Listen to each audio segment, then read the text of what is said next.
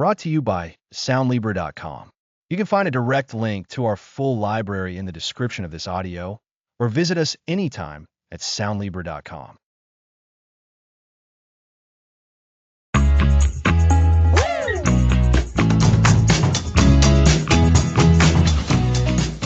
Welcome to the Trust Factor. Today we define trust. Welcome, Alex. Just a quick heads up before we get started. While we're discussing mental emotional health and relationship dynamics, remember that this is for educational purposes and isn't a substitute for professional medical or mental health advice. That's an important point. It's so easy to say trust or distrust, but what does it really mean? Is it just a feeling, or is there something more concrete? Today, we'll unpack the true meaning of trust and why it's the bedrock for any strong connection. Think about every relationship you value, every successful team, every thriving community. They all have trust at their core. Without it, connections crumble. So what is this invisible force? At its heart, trust is a confident belief in the reliability, truth, ability, or strength of someone or something. It's expecting something positive, or at least not negative, from another person or entity. So, it's like making a prediction then? You anticipate a certain behavior or outcome based on past experiences or knowledge of the person. It's similar to checking the weather forecast and deciding whether to bring an umbrella. You're predicting future events using available information. That's a great analogy, Lisa. It's a confident expectation. This expectation usually builds from past behavior. If someone consistently shows up when they say they will, keeps their promises, and acts with good intentions, our trust in them grows. We begin to believe they have our best interests at heart. And conversely, if someone breaks promises, is unreliable, or acts in ways that seem selfish, our trust diminishes. It's like seeing dark clouds gather and knowing that umbrella might be necessary. The anticipation shifts from positive to cautious, or even negative. Precisely. This belief isn't just a passive feeling. It influences our actions. When we trust someone, we're more likely to be open, share our thoughts and feelings, and collaborate. We're willing to be vulnerable because we believe the other person won't exploit that vulnerability. Imagine sharing a deeply personal secret with a friend. You do this because you trust them to keep it safe, to handle it with care. That's a powerful example. Vulnerability is a huge part of trust, isn't it? You can't truly connect with someone if you're always guarded. Trust allows us to lower our defenses and be our authentic selves. If you're constantly worried about being judged, betrayed, or let down, building a deep connection becomes impossible. Absolutely. And this isn't just about personal relationships. Consider a workplace. If an employee trusts their manager, they're more likely to take risks, suggest innovative ideas, and work more effectively. They believe their manager supports them.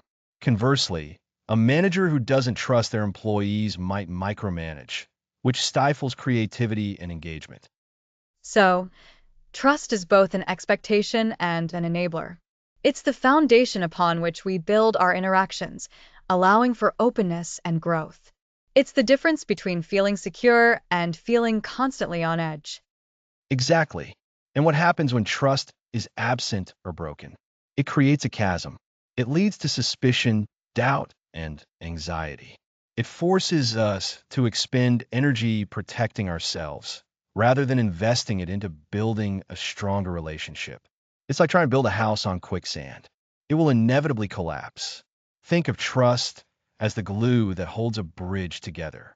Without that glue, the individual planks might be strong, but the structure itself cannot carry any weight. When we talk about reliability, we're talking about the consistency of those planks. When we talk about integrity, we're talking about the quality of the wood. We will be diving deep into these specific pillars in the coming days. That's a stark image, but a very accurate one. The absence of trust feels like that constant instability. So, to summarize for our listeners, we've defined trust as a confident belief in the reliability and good intentions of another. This belief grows with consistent positive behavior and allows us to be vulnerable, which is essential for deep connection. And the implications are huge. Trust enables collaboration, openness, and emotional security. Its absence breeds suspicion and instability, making any meaningful connection impossible. It truly is the bedrock. Without it, everything else we might try to build, whether it's a friendship, a marriage, or a business partnership, will be on shaky ground. By defining trust properly, we can start to see where it might be missing in our own lives. Are there areas where you feel guarded? Are there people you hesitate to rely on? Usually, that hesitation is a signal that the bedrock of trust hasn't been fully established yet. Recognizing that signal is the first step toward building something stronger. So, it's not merely desirable, it's a fundamental requirement for any healthy relationship to thrive. We need that confident expectation that the other person will act in ways that are reliable and considerate. It's about creating a safe harbor where both people can thrive without fear of being undermined. Well said, Lisa. This sets the stage perfectly for episode 2, where we'll start to unpack the key pillars that build and sustain this essential trust, integrity, and reliability. We will look at how keeping small promises builds the foundation for the big ones. Next episode, the pillars of trust, integrity, and reliability.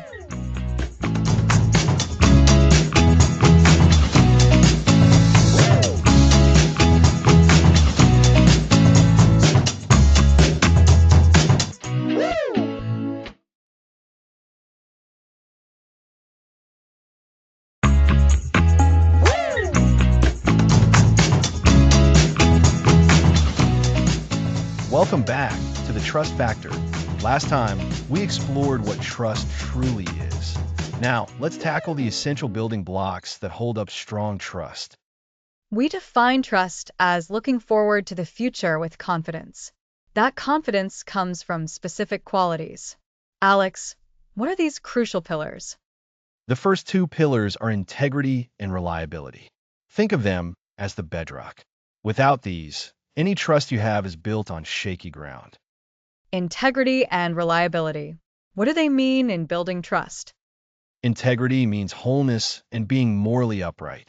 When we talk about a person having integrity, we mean they're honest, have strong moral principles, and consistently do the right thing, even when it's difficult. So it's about being truthful and living by strong principles? Exactly.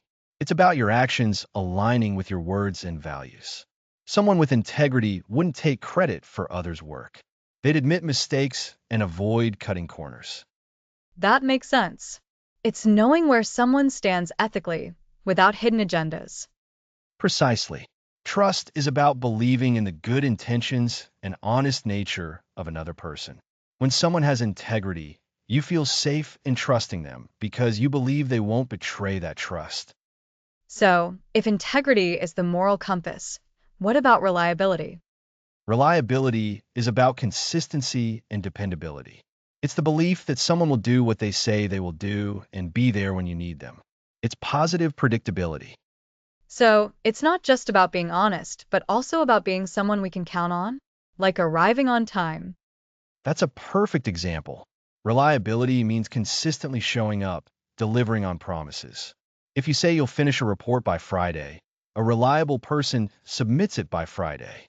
They are there for you when you depend on their support. And even small things can impact reliability, right? Like being constantly late or forgetting small tasks. Absolutely. Minor inconsistencies can erode trust. Think of building a wall. Each act of integrity or reliability is a strong brick. If they compromise integrity or fail to be reliable, it's like pulling out a brick, making the wall unstable. That's a great analogy. So, integrity is the internal compass, the what and why of their actions being right. And reliability is about external actions, that they will perform as expected. You've got it. These are demonstrated through repeated actions over time. Trust is built brick by brick through consistent integrity and reliability, earning confidence day by day. How can listeners look for these qualities in others or cultivate them in themselves? To assess integrity, observe behavior over time. Do their actions match their stated values? Do they admit fault? Are they transparent and responsible? Look for patterns of ethical behavior. And for reliability? For reliability, see if they follow through on commitments. Do they manage time well? Do they communicate proactively if a promise might be broken? Cultivating these in yourself is a daily effort. Be mindful of your actions aligning with your intentions. Keep your promises, and if you can't, communicate honestly and promptly. It sounds like a commitment to being honest and dependable is key, and that's something we can all work on. What happens if these pillars are shaky? When integrity or reliability are compromised, trust is damaged. Even a single instance of dishonesty or unreliability can make someone question everything else. It's like a hairline fracture in that wall. Any pressure can spread it. So, those foundational elements are non negotiable for building deep, enduring trust. Absolutely. Without integrity, you can't trust someone's character. Without reliability, you can't trust their actions. Together, they form the robust foundation for all other aspects of trust. So, to recap, we've explored two pillars of trust: integrity, about honesty and moral principles, ensuring actions align with values, and reliability, about consistency and dependability, meaning someone does what they say they will do. Both are essential for a strong, lasting foundation of trust. Beautifully summarized, Lisa. In our next episode, we'll explore two more vital pillars: competence and care. How do our skills and our genuine concern for others play in building that unbreakable bond? Next episode, the pillars of trust, competence, and care.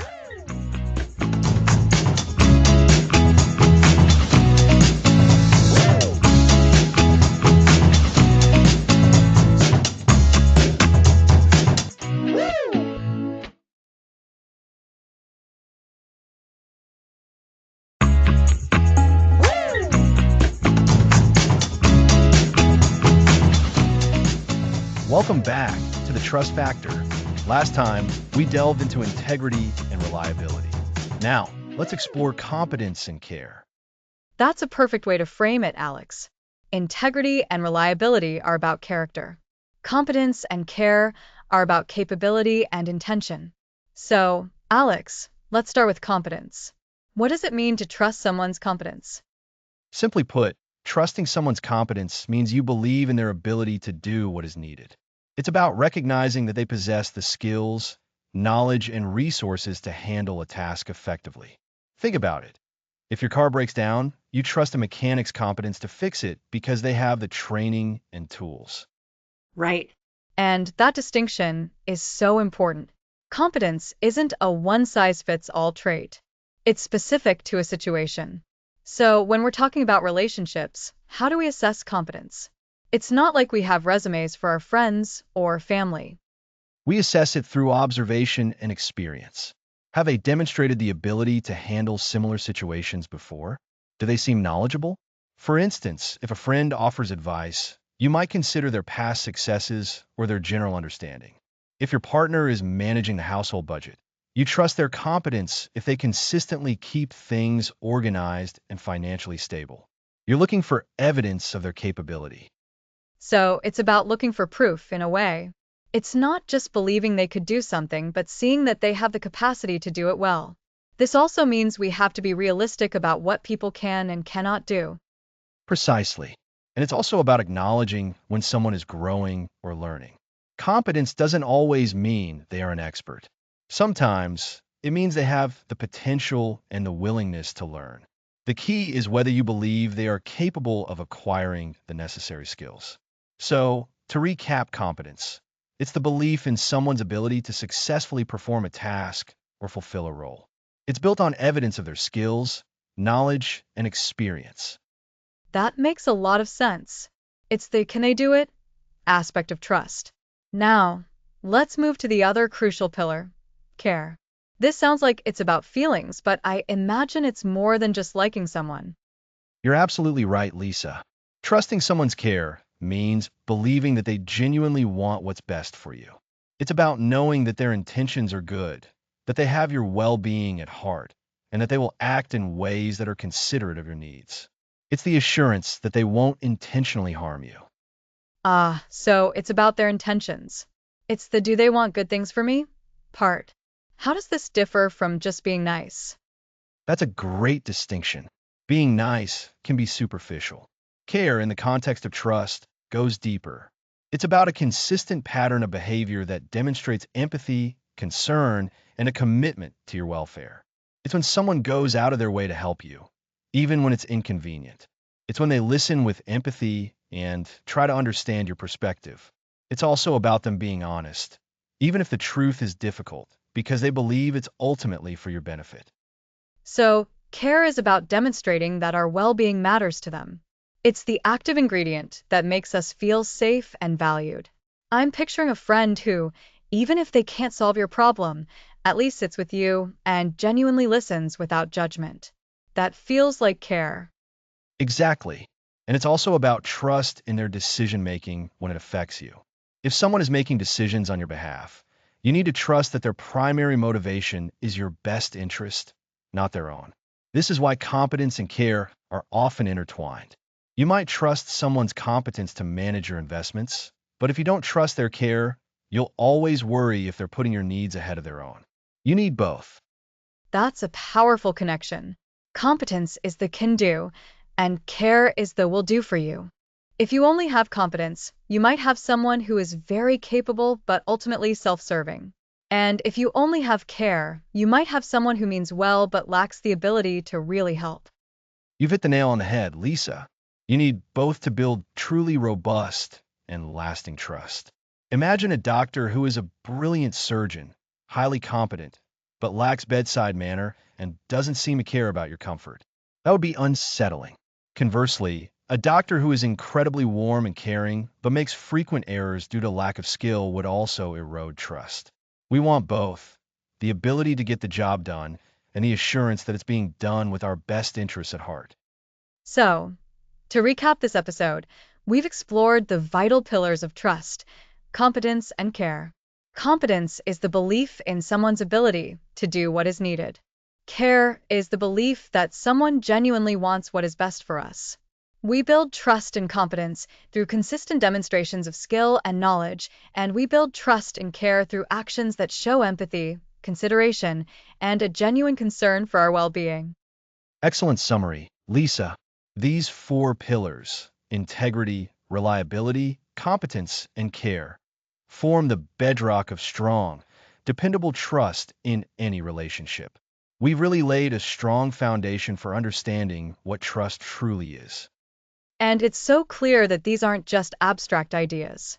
They are things we can observe, assess, and actively cultivate in ourselves and others. Absolutely.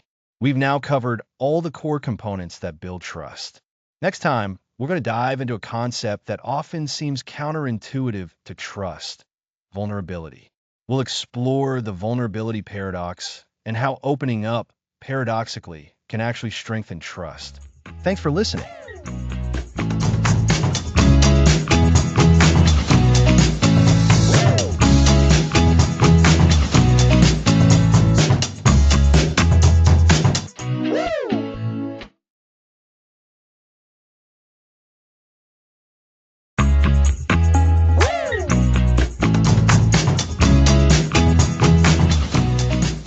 Welcome back to the Trust Factor. Last time, we explored the essential pillars of trust: integrity, reliability, competence, and care. Absolutely, Alex. Those pillars are crucial. But today we're diving into something that can feel a bit counterintuitive. We're talking about vulnerability and how it's not a weakness, but a powerful paradox that actually strengthens trust. That's right, Lisa. The vulnerability paradox. It sounds like a contradiction, doesn't it? How can showing imperfection be good for building something as strong as trust?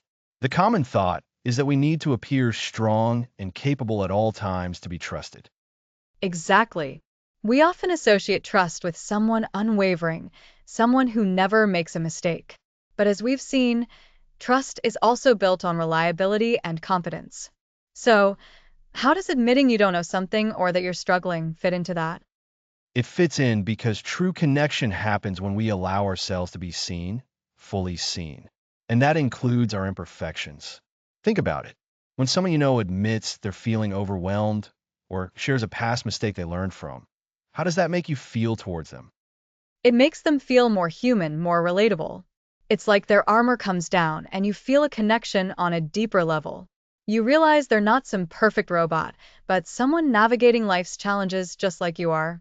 It actually increases my empathy and my willingness to be open with them in return. Precisely. That act of vulnerability, that willingness to be imperfect and open, invites the other person to do the same. It creates a safe space for shared humanity. Remember the pillar of care we discussed? Vulnerability is often an expression of care. Care for the relationship, care for the truth, and care for genuine connection. It shows you value the relationship enough to risk being seen in a less than perfect light. So, it's not about deliberately trying to appear weak, but about being authentic. It's about showing up as you are, even when it feels uncomfortable. Exactly. It takes courage. Researcher Breen Brown talks about vulnerability extensively. She defines it as uncertainty, risk, and emotional exposure. It's the birthplace of joy, creativity, love, and courage. When we try to shield ourselves from it, we also shield ourselves from these positive experiences and from genuine connection. That makes sense. If I'm always putting up a front, I'm not truly connecting with anyone, and neither are they with me.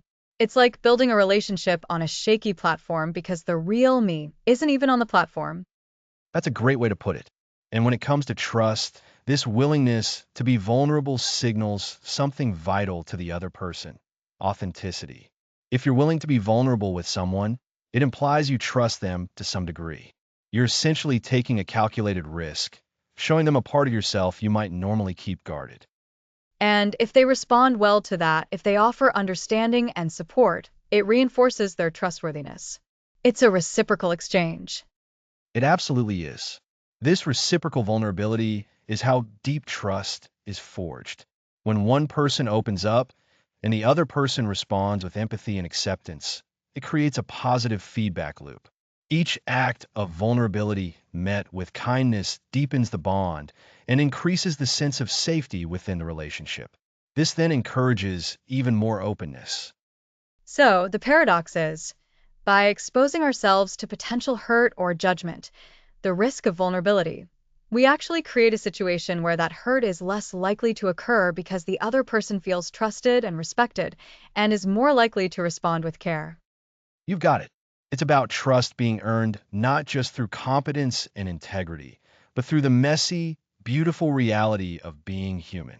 It's admitting, I don't have all the answers, or I made a mistake and I'm sorry, or I'm feeling a bit scared about this.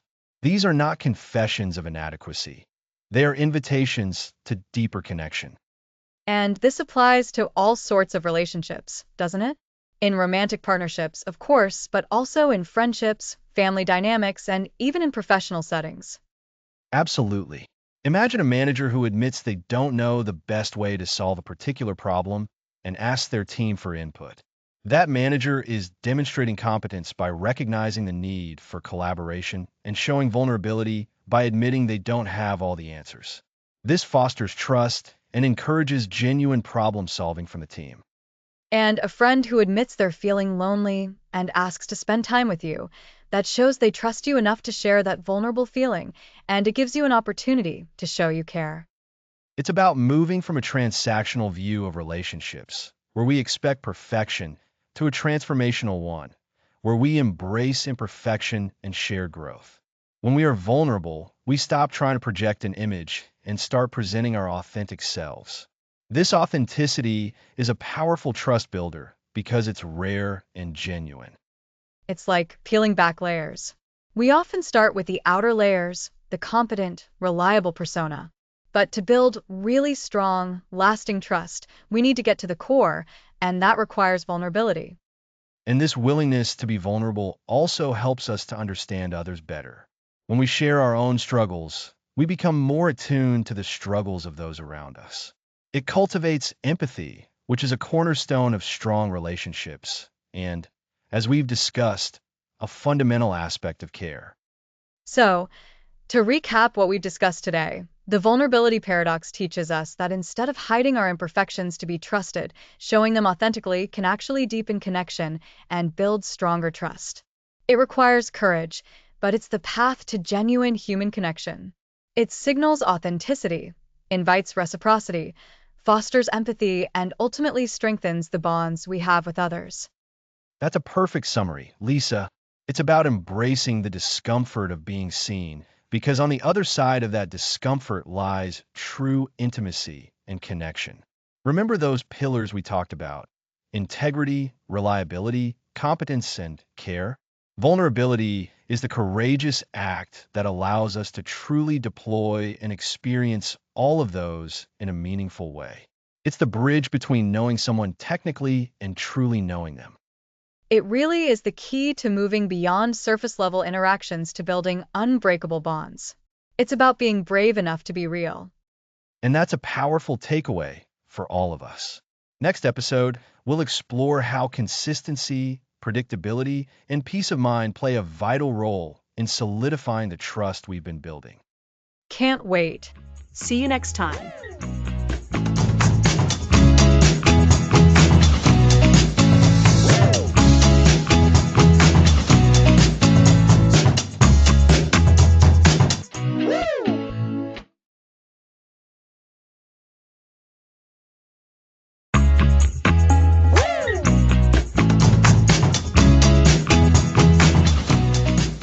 Welcome back to the Trust Factor. Last time, we explored vulnerability's role in building deep trust. That was powerful, Alex. It showed us that true connection requires us to be seen, even with our imperfections. Today, we're focusing on a quieter, yet fundamentally important aspect: the science of consistency. Consistency is the architect of reliability. It's the foundation for relationships where we know what to expect, and that predictability brings peace of mind. What's more reassuring than knowing someone will show up for you consistently? I often associate consistency with being a bit monotonous, like a daily routine. But you're suggesting it's actually a source of strength in our connections? Precisely. It's not about being boring, but about being dependable. Think of a child learning to walk. Their parents' consistent presence, their reliable support in picking them up, teaches that child they are safe and can explore. This predictability builds profound security. So, consistency means reliably showing up. It's demonstrating through repeated actions that you are who you say you are and will do what you promise. Exactly. This applies across all relationships. Your closest friends, aren't they the ones you can count on? The ones who respond, remember important things, and offer support reliably? That's consistency in action. It's about building a track record. Each time someone acts in line with their values or promises, they add a brick to the trust wall. Every time they fall short, that wall cracks. That's it. Our brains seek patterns and predict outcomes. Consistent behavior allows us to make predictable assumptions, reducing the mental effort of second guessing.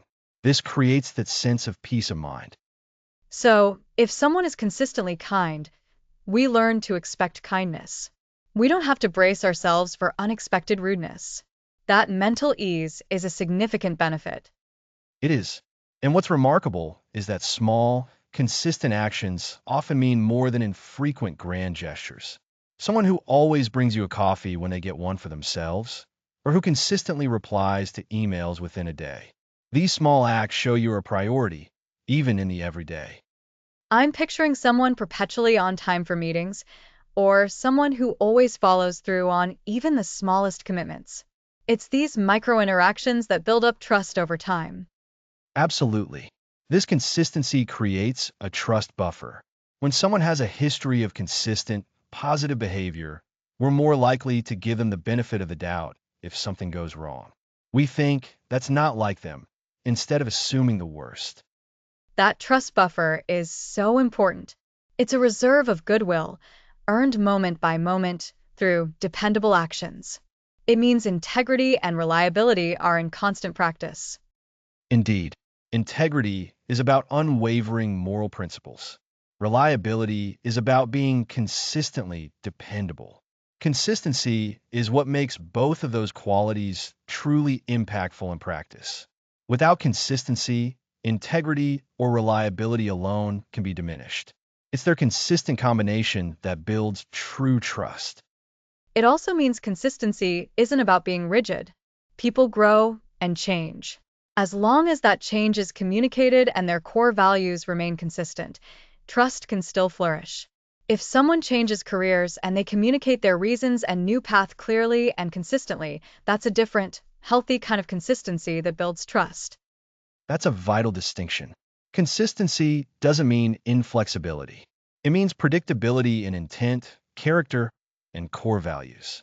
It's about being true to yourself and allowing others to understand and depend on that core.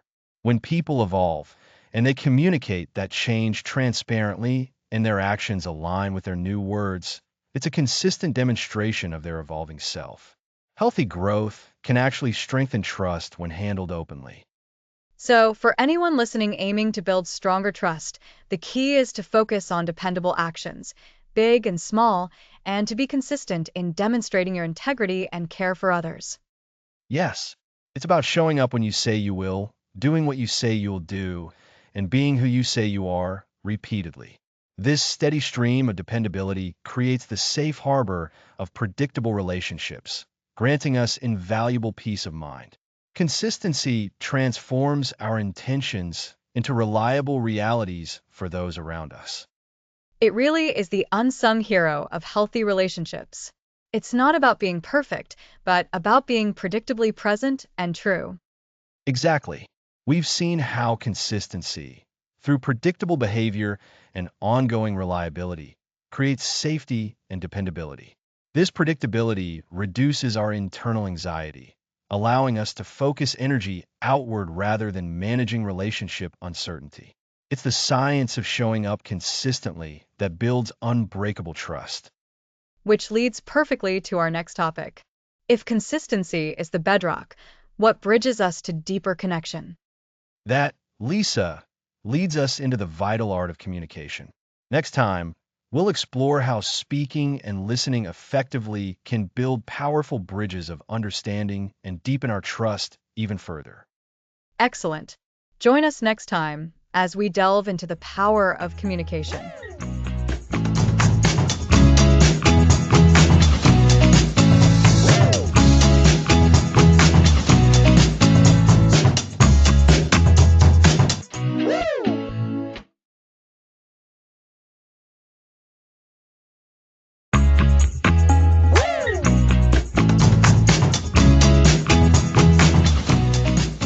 Welcome back to the Trust Factor. Last time, we explored consistency and predictability's role in building peace of mind and solidifying trust. Today, we're diving into the very lifeblood of any relationship, communication. We'll discuss the power of speaking and listening to build essential bridges of trust. Communication is where trust truly lives and breathes. It's about more than just talking, it's about how we express ourselves and, crucially, how we listen. If consistency is the foundation, communication is the mortar. And it's a dynamic, two-way street. Absolutely. Communication directly impacts all the pillars of trust we discussed. Clear, honest communication is the outward sign of integrity. When you speak your intentions and any potential issues clearly, that's part of integrity. It's about being upfront. And competence, too.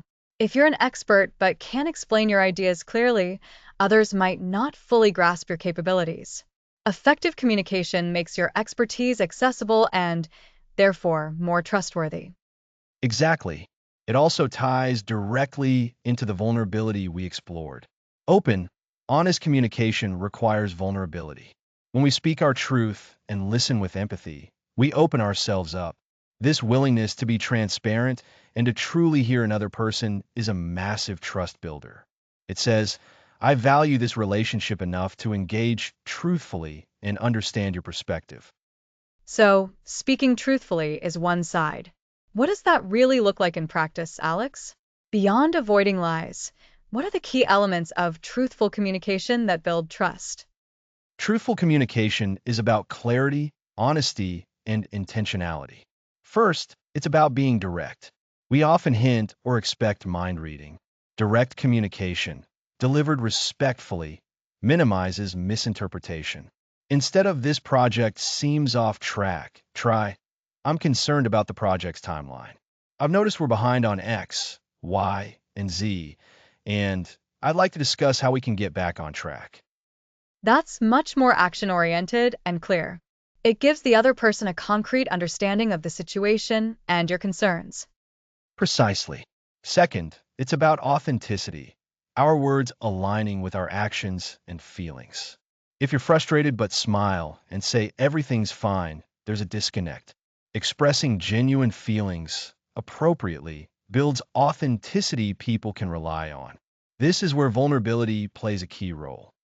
So, it's not about unfiltered emotional outbursts, but about expressing true feelings constructively. Exactly. Constructive is key. And this brings us to framing. How we say something is as important as what we say.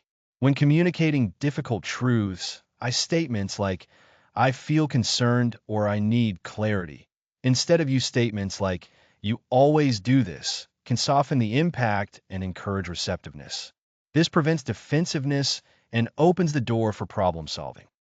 That's a really helpful distinction. It shifts the focus from blame to a shared challenge. It truly does. On the speaking side, consistency in our communication style builds trust. If you're always direct, people know what to expect. If you're consistently empathetic, even with tough news, people trust your compassion. This links back to our consistency episode.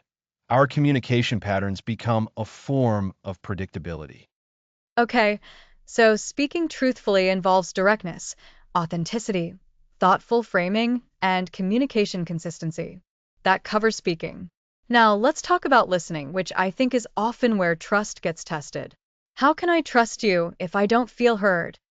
You've hit the nail on the head. Active listening is arguably even more powerful for building trust than speaking. It's about intentionally making an effort to understand the speaker's complete message. It's not just waiting for your turn to talk. It's about being fully present. What are the components of this active listening that make it so effective for trust? The first and most fundamental element is paying attention. This means putting away distractions. Yes, that phone on the table. Making eye contact and giving the speaker your undivided focus. It signals respect and that their words have value. Imagine someone sharing something important and you're glancing at emails. What message does that send? It says, whatever is on my screen is more important than what you are saying. That's a gut punch to trust. It makes you feel dismissed. It absolutely does. The next part is showing you're listening. This involves verbal and nonverbal cues.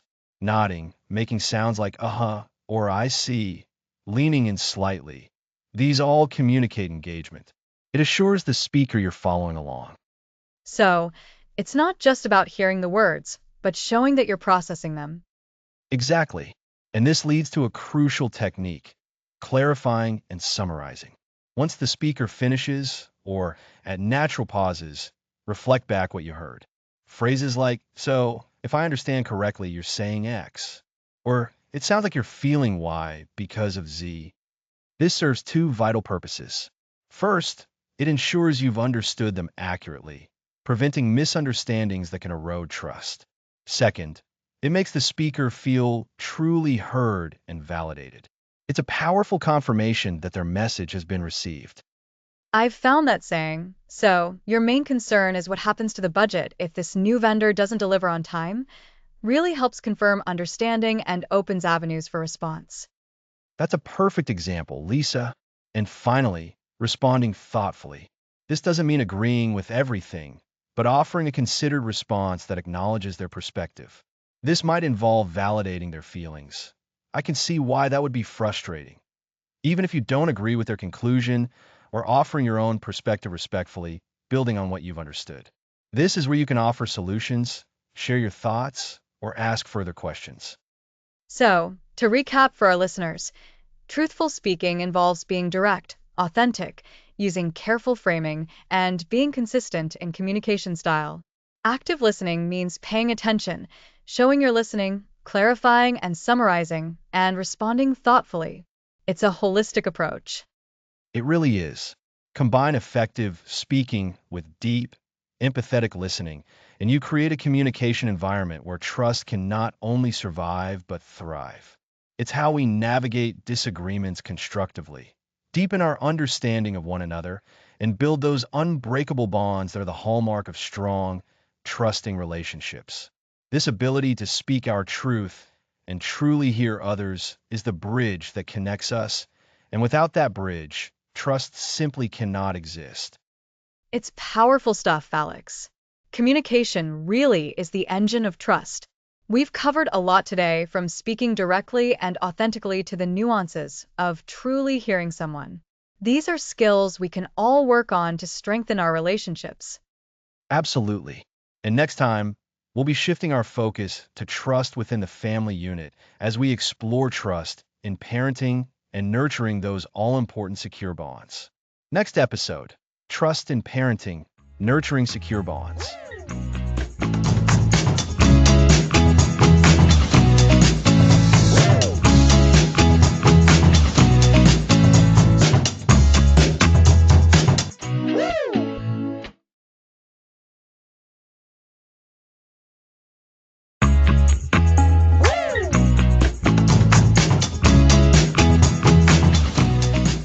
Welcome back. Last time, we explored communication to build understanding. Now, let's tackle trust in parenting. Trust in parenting. That's such a vital topic, Alex. It's the bedrock of that parent-child bond, isn't it? Absolutely, Lisa. While integrity, reliability, competence, and care still apply, how we demonstrate them to a child is unique. Parents lay the groundwork for a child's entire understanding of trust in relationships. So, from the very beginning, a baby learns to trust their caregiver. How does that happen? It begins with predictability and responsiveness. When a baby cries and their needs are met, they begin to form an association. This caregiver is reliable. My needs will be met. This builds fundamental trust, like we discussed regarding predictability and peace of mind. So, consistency is key right from the start. It's not just about what you do, but that you consistently do it. Precisely. As children grow, this consistency expands. It's about following through on promises. If you say you'll pick them up from school at a certain time, you do. These acts of reliability teach children that your words have weight and that you are dependable. I can see how that builds security. If a child knows what to expect and knows that their parents will do what they say, it creates a safe environment for them to explore and grow. Exactly. And that leads us to another crucial element: open and honest communication. Children are perceptive. So, when we speak to them, it needs to be with honesty. If something can't happen, explain why in age-appropriate terms. That's a tough one sometimes.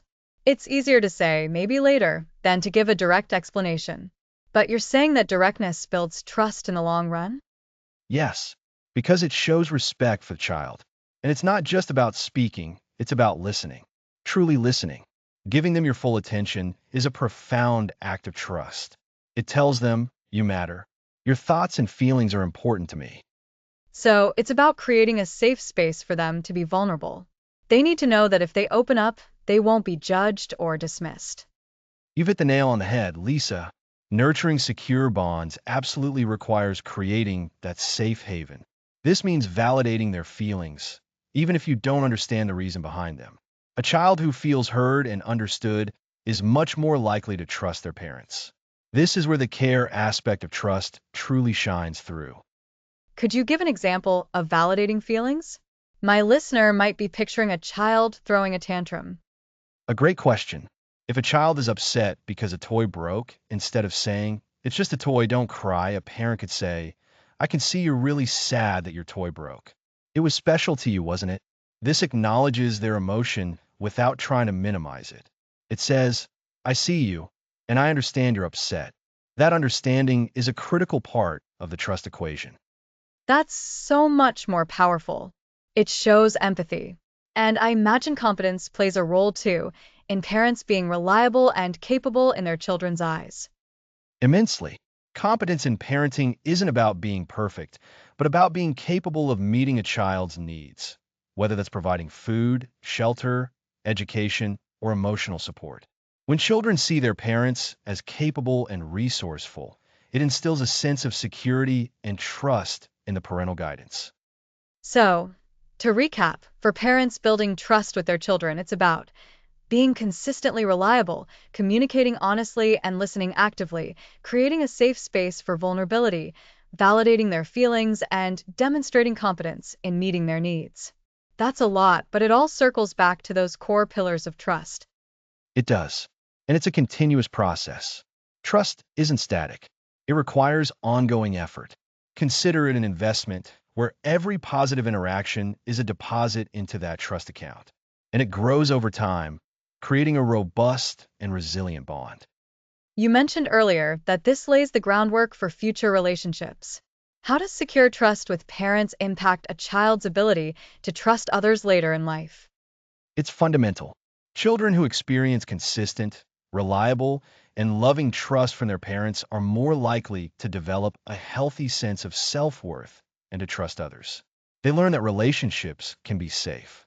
Conversely, children who experience inconsistency or neglect may struggle with trust throughout their lives. That's a profound impact. It really emphasizes the responsibility parents have, not just for their child's immediate well being, but for their future relational capacity. It is. And it's important to remember that parents aren't expected to be perfect. There will be missteps. The key is how those moments are handled. Apologizing when you're wrong and working to repair any damage can actually strengthen trust in the long run. It teaches children that mistakes are human and that repair is possible. So, it's not about never making a mistake, but about how you navigate those mistakes with your child. That's a much more hopeful approach. Absolutely. Our goal as parents is to nurture secure, confident individuals who understand the value of trust. By consistently demonstrating these principles, we are shaping the future of their relationships. That's a powerful thought to end on. Trust in parenting. Nurturing those secure bonds from the very beginning. It's a lifelong journey. It truly is. Next time, we'll shift our focus to leadership, exploring how trust inspires loyalty and drives performance. Next episode, Trust in Leadership, Inspiring Loyalty and Performance.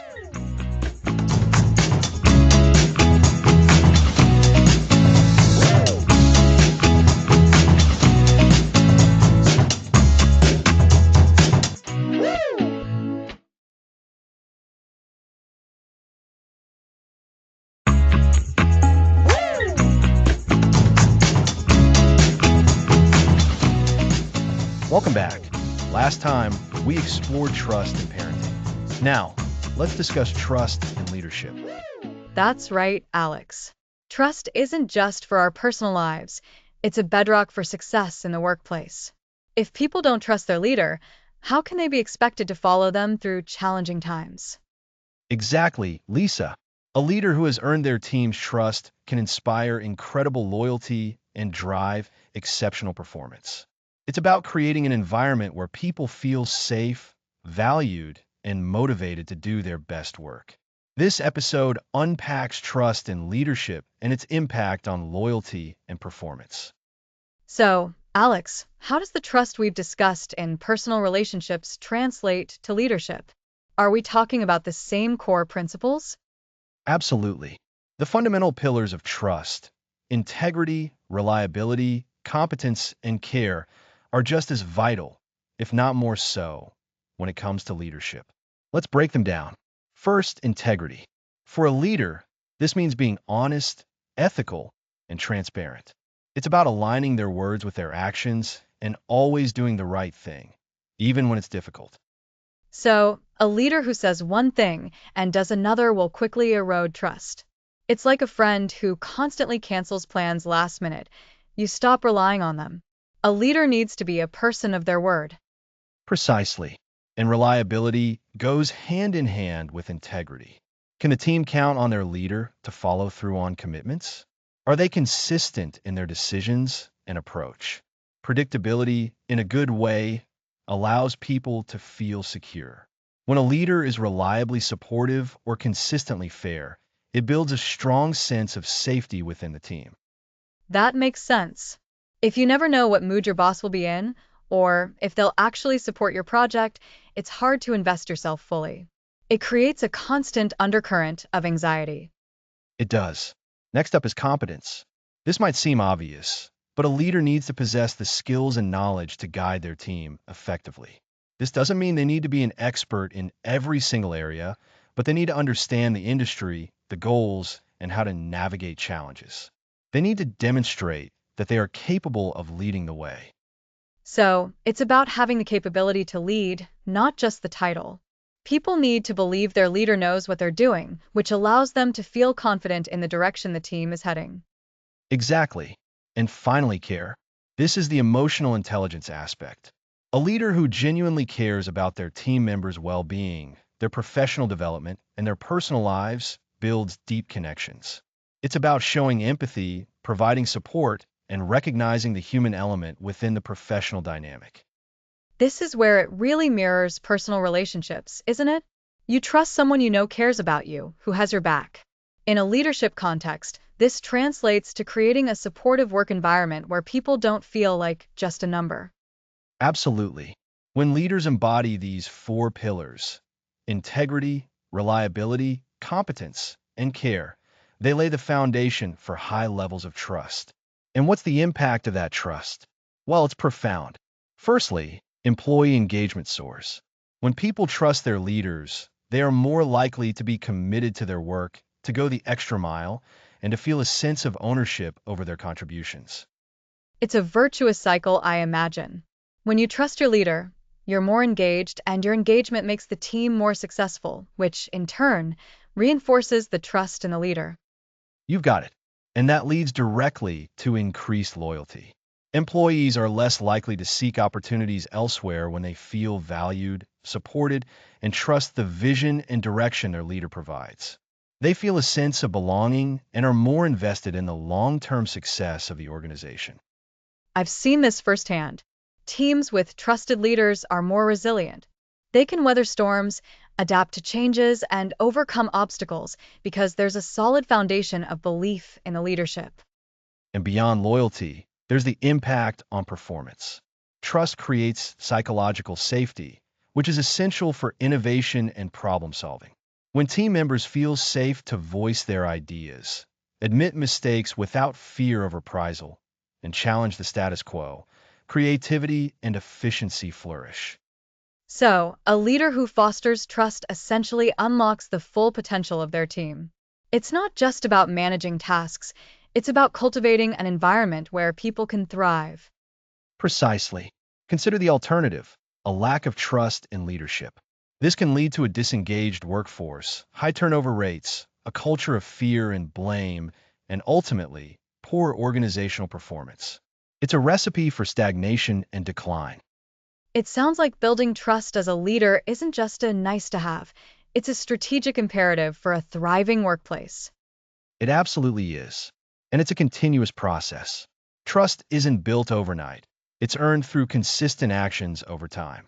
Leaders need to be mindful of their behavior every single day. They need to actively listen to their teams, solicit feedback, and be willing to adapt their approach. So, for any leaders listening or anyone aspiring to leadership, what's one key takeaway to focus on? I would say, be authentic and consistent. Let your actions speak louder than your words, and ensure those actions are always guided by integrity and a genuine concern for your team's growth and well-being. Live the values you expect from your team. That's a powerful reminder. So, to recap this episode, we've seen how the core principles of trust, integrity, reliability, competence, and care are fundamental to effective leadership. When leaders embody these qualities, they cultivate a trusting environment that boosts employee engagement, fosters loyalty, and significantly enhances performance. It's about building a foundation where people feel safe, valued, and inspired to do their best work. Well said, Lisa. This trust in leadership creates a ripple effect, benefiting not just the individuals on the team, but the entire organization. It transforms a group of individuals into a cohesive, high-performing unit. It really highlights how interconnected trust is across all aspects of our lives. The same principles that build strong family bonds are the ones that build strong professional relationships. Indeed, and when trust is present in leadership, it's a powerful catalyst for success. Thank you for guiding us through the vital role of trust in leadership today, Alex. It's a crucial topic for anyone in or aspiring to a leadership position. My pleasure, Lisa. Next time, we'll explore what happens when trust is broken, the pain involved, and importantly, the path toward repair.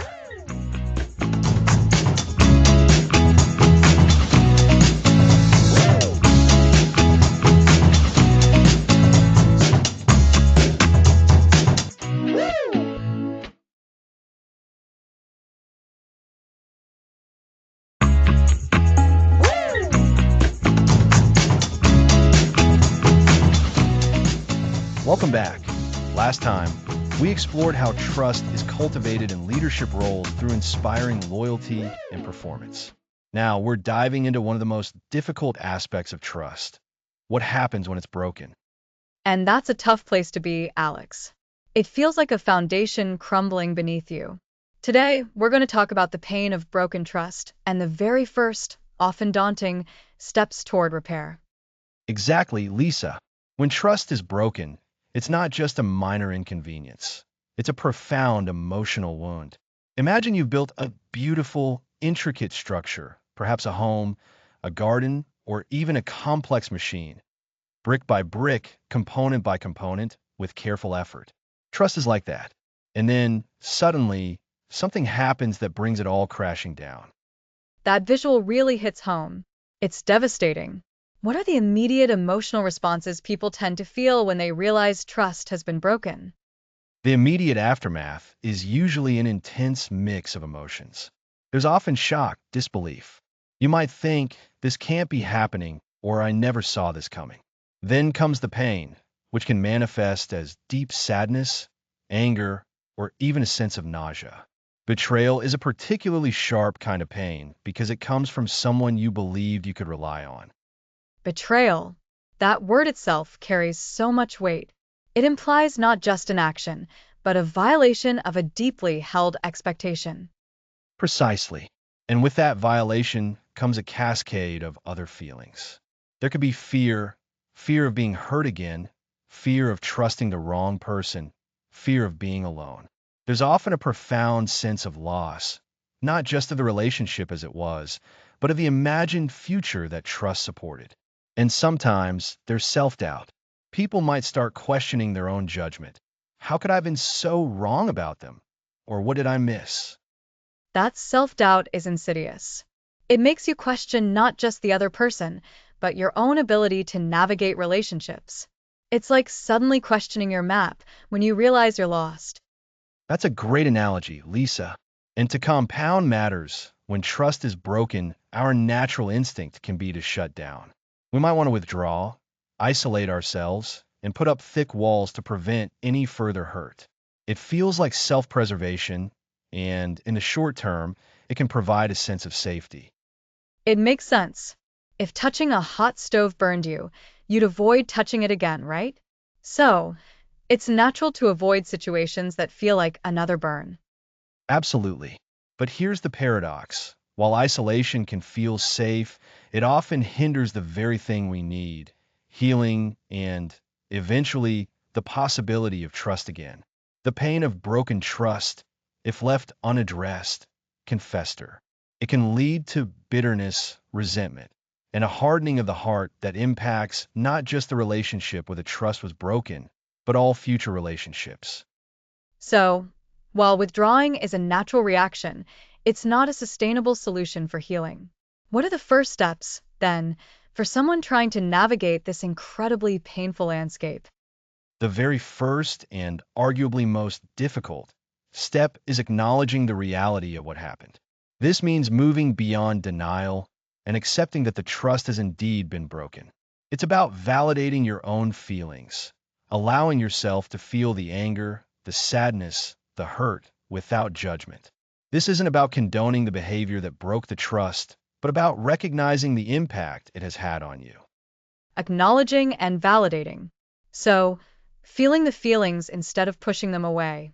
That sounds like an active process, not just waiting for the pain to go away. It is.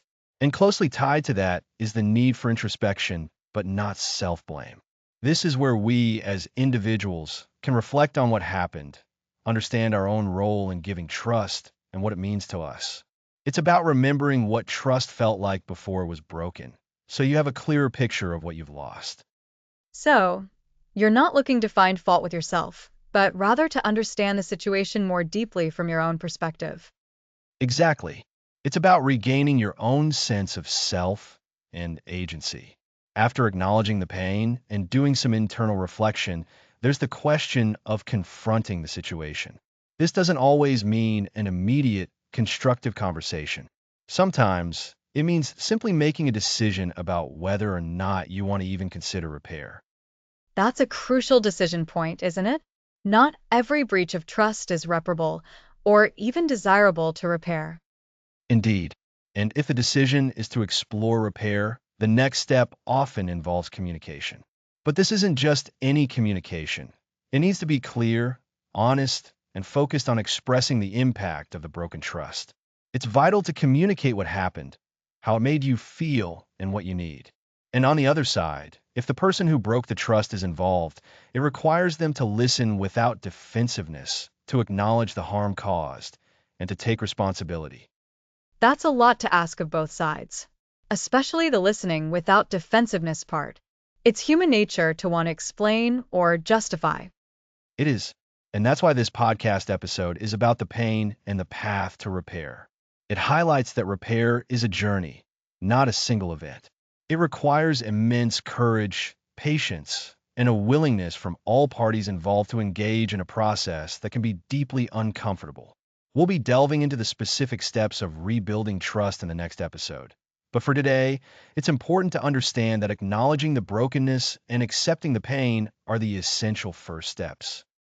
So, to recap, when trust is broken, we experience shock, pain, anger, fear, and self-doubt.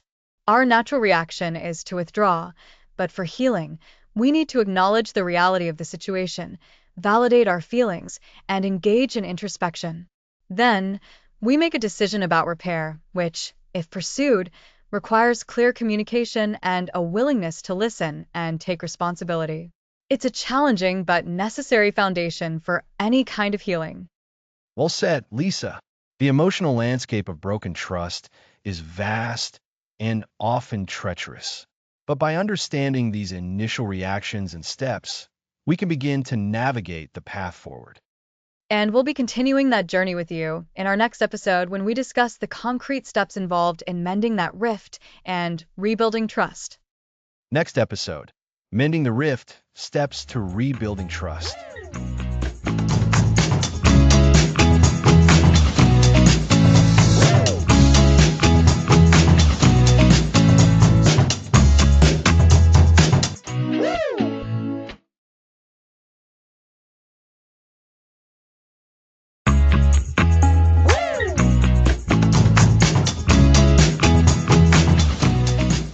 Welcome back to the Trust Factor.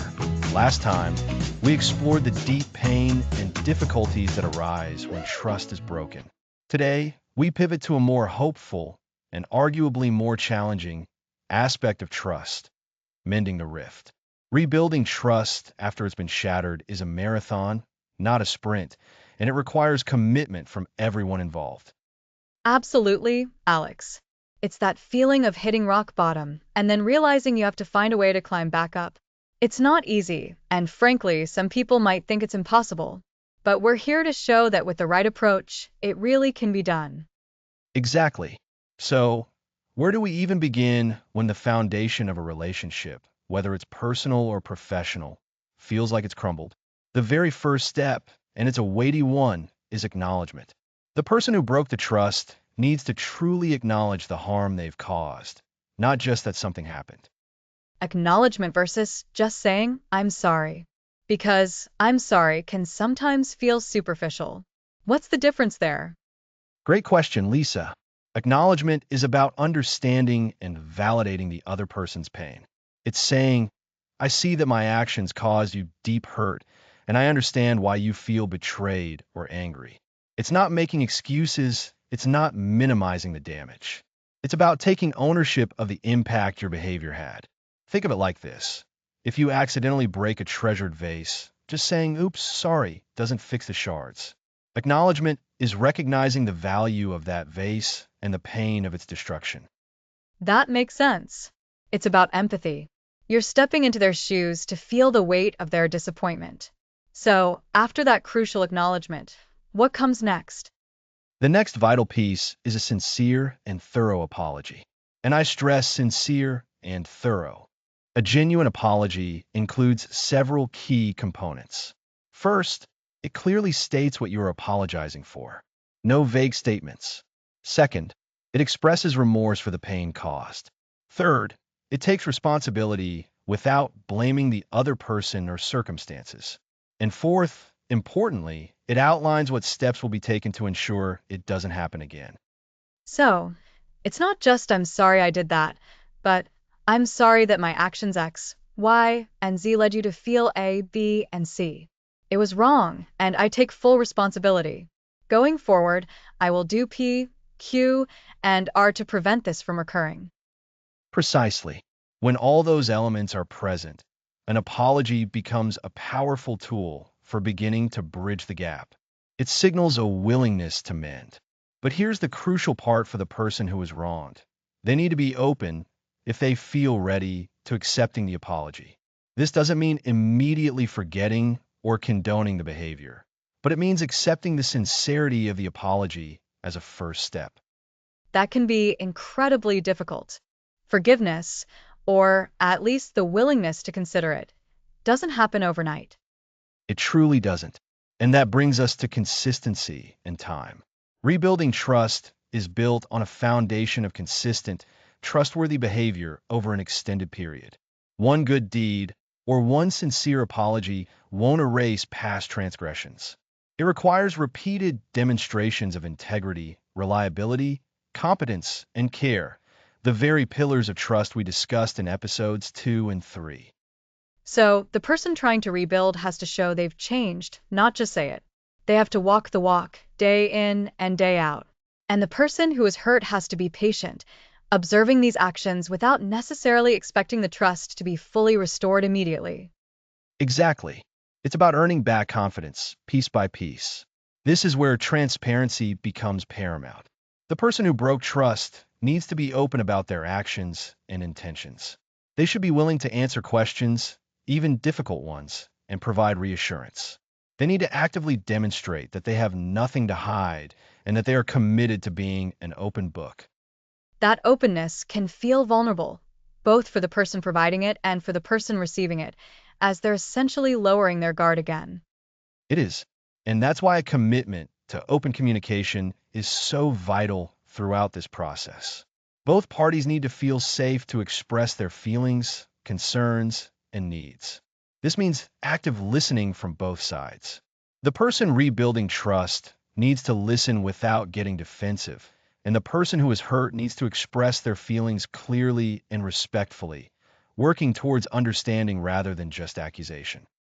So, if I'm understanding correctly, we're talking about several interconnected actions: clear acknowledgement of harm, a sincere and complete apology, consistent trustworthy behavior over time, radical transparency, and open, active communication. It's a lot. It is a lot, and it takes immense effort. Think of it like repairing a delicate piece of machinery that's been damaged. You don't just slap it together. You carefully assess the damage, use the right tools, replace faulty parts, and then test it rigorously to ensure it works. Each step in rebuilding trust is like that careful repair. And it's not just about the actions of the person who broke trust. The person who was hurt also has a role to play. What if they're holding on to anger or resentment indefinitely? That's a critical point, Lisa. While the person rebuilding needs to earn back trust, the person who is hurt needs to eventually be willing to let go of past hurts and move forward. This doesn't mean forgetting, but it means not letting the past perpetually dictate the present and future of the relationship. It involves a conscious decision to stop replaying the transgression and to focus on the progress being made. This is a difficult internal shift that requires self-awareness and self-reflection. So, it really is a two-way street. One person is actively demonstrating trustworthiness, and the other is consciously deciding to give a new, earned trust a chance. Exactly.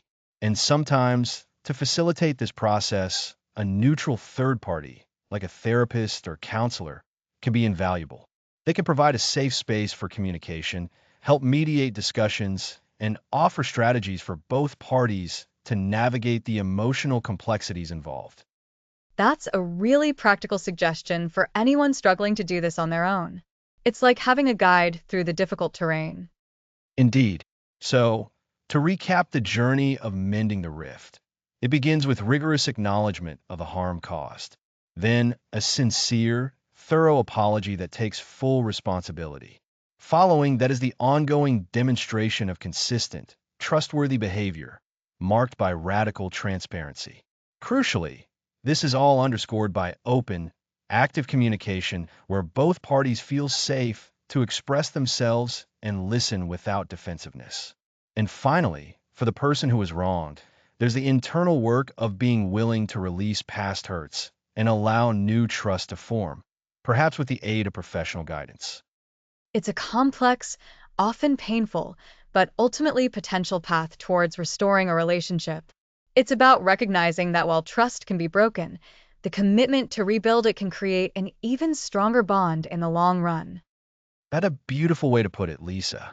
And that commitment to building something stronger is what we'll delve into in our next episode, as we explore trust as the foundation for truly long-term bonds.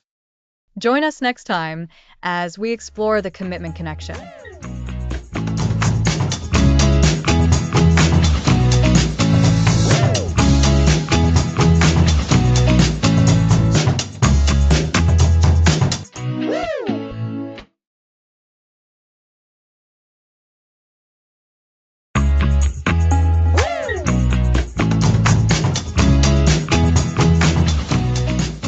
Welcome back to the Trust Factor. Today, we're exploring how trust fuels lasting commitment. That's right, Alex. We've built a strong understanding of trust, and now we're looking at where all that effort leads to commitment and the deep, unbreakable bonds it creates. Trust is truly the bedrock of that commitment. Absolutely. You wouldn't commit to something significant if you didn't trust it, would you? Trust gives us the confidence to invest our time, energy, and hearts into relationships and projects. It makes perfect sense. When we trust someone, we feel secure. We know they'll likely be reliable, honest, and caring.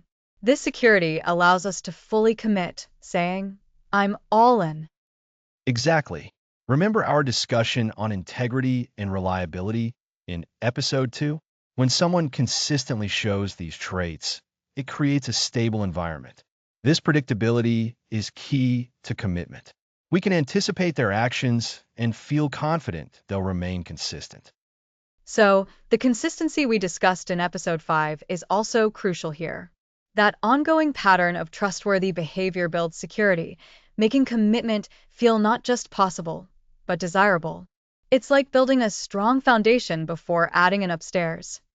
Precisely. And it's not just outward behavior. It's also about the vulnerability we explored in episode 4. Trust opens the door to vulnerability, allowing us to share our true selves, knowing we'll be accepted. This is vital for deep commitment. That willingness to be vulnerable is a profound act of commitment in itself, isn't it? It's saying, this is me, and trusting the other person will choose to stay. It's a direct result of relying on their care and competence. It is. This trust and vulnerability create a powerful force for long-term bonds. When commitment is present, relationships can weather storms. Life has challenges, but without trust and commitment to work through them, relationships can easily crumble. That's so true. Imagine a partnership where both individuals trust each other and are committed. When a crisis hits, they don't immediately consider leaving. Instead, They lean on that trust, communicate openly using those listening skills from episode 6, and believe their partner is committed to finding a solution. They face problems as a team. This is commitment fueled by trust and action. It transforms potential breaking points into opportunities for deeper connection. It's about choosing repeatedly to invest in the relationship. So, integrity, reliability, consistency, and vulnerability build trust, which leads to security and commitment. Commitment then allows relationships to endure and grow. It's a beautiful, interconnected cycle. It truly is. This applies to all relationships: romantic, friendships, family, and professional. A leader who has earned trust, as we mentioned in episode 8, can foster a committed team. This commitment leads to better performance and loyalty. And in parenting, from episode 7, a child's trust in their parents' commitment to their well being is fundamental for healthy development. That unwavering trust allows them to explore, knowing they have a secure base. That's a perfect example. A parent's consistent care and reliability, their commitment, builds that foundational trust. And that trust allows the child to develop their own commitment. It sounds like commitment is the active expression of trust over time. It's not just a feeling, but a series of choices and actions that demonstrate, I believe in this and I'm sticking with it. That's a fantastic way to put it, Lisa. Commitment is the ongoing validation of trust. It's the persistent effort, the willingness to forgive, and the dedication to nurture the connection. Even when trust is broken, as we discuss in episodes 9 and 10, commitment to rebuild is what drives that process. So, for our listeners, trust is the foundation built through integrity, reliability, consistency, and vulnerability. This trust creates the security for genuine commitment. Commitment allows relationships to endure challenges and grow stronger. It's about choosing to keep loving consistently and faithfully. You've summarized it beautifully. This episode highlights that trust and commitment are intrinsically linked, each feeding and strengthening the other. When you have one, the other flourishes. When one is lacking, the other struggles. It's a powerful reminder that lasting relationships are built on conscious, ongoing investment. It's about believing in the other person and actively choosing to be there. And that belief, that choice, creates an unbreakable bond. It's the ultimate expression of the trust factor in action. It's the heart of long-term relationships. So, as we move towards the end of our series, this idea of commitment as the fruit of trust is so important. It really is. Next up, we'll turn the lens inward and explore cultivating self-trust. Self-trust. That sounds like a perfect bridge to our final episode. Me too. Join us next time as we explore the power of your inner compass.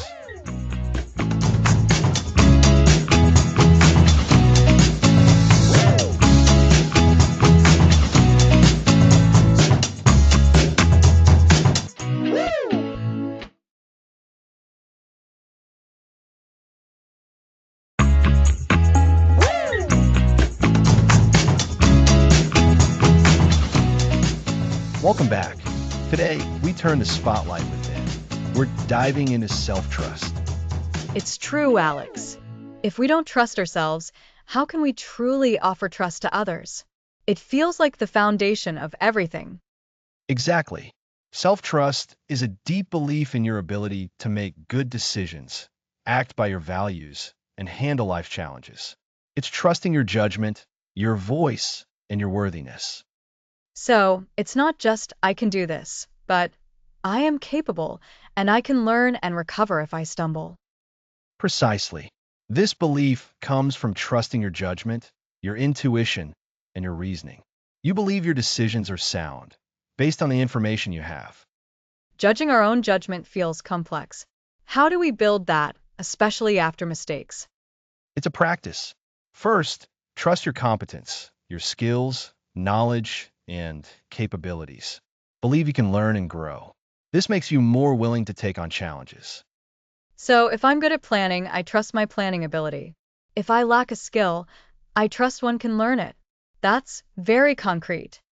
Absolutely. Then there's trusting your worthiness. This is the belief you are inherently valuable, deserving of love and respect. You extend yourself grace as you would to a friend. Trusting our worthiness is huge. We often tie our value to achievements or others' opinions. That's why self-trust is vital for external trust. Remember episode 2 on integrity and reliability? Strong self-trust means you're more likely to act with integrity, trusting your inner compass, and be reliable because you trust yourself to follow through. Right.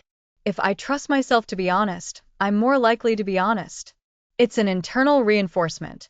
And in episode 3, about competence and care, trusting my competence helps me tackle tasks effectively. Trusting my worthiness allows me to offer genuine care because I believe I have value. Perfect connection. Now, how do we cultivate self-trust? It's a journey. One way is through consistent, small actions where you prove yourself capable of managing. Prove yourself right. I like that. If I commit to exercising for 30 minutes and I do it, I build trust in my commitment. Exactly. Or calling a friend you haven't spoken to. When you follow through, you reinforce your reliability. Each time you honor a commitment to yourself, you're telling yourself, I can count on me. What about when we don't follow through? That's where self-doubt thrives. That's crucial. Practice self-compassion and learn from mistakes. Instead of self-blame, ask, what happened? What can I learn? How can I adjust? This trusts your ability to adapt, not demanding perfection. Remember episode 10 about rebuilding trust? Those steps apply to ourselves. Acknowledge, understand, make amends. So, instead of I'm a failure, it's okay, that didn't work. What contributed? And what can I do differently? Precisely. It's a shift from self-criticism to self-exploration. Set realistic expectations too. Aiming for the impossible sets us up for failure. Achieving achievable goals builds self-trust. That aligns with the progressive building idea for learning. We don't sprint a marathon on day one. Absolutely. Pay attention to your intuition. That gut feeling is often your subconscious processing information. Trusting it boosts self-trust. This connects to trusting your judgment. I've often dismissed my gut feelings and regretted it. Listening to that inner whisper is key. It is. And surround yourself with people who support you. Their belief can mirror your own potential and worthiness. This reinforces your internal trust, not relying on external validation. So, to summarize, building self-trust means practicing what we preach: integrity, reliability, trusting our competence and learning, self-compassion, realistic goals, intuition, and supportive relationships. It's treating ourselves with the respect and belief we offer others. That's a fantastic summary, Lisa. Cultivating self-trust is the inner work that makes all external trust building possible. It's the bedrock of unbreakable connections. We've covered a lot on trust. Next episode, the unbreakable bond, sustaining and growing trust. Thanks for listening.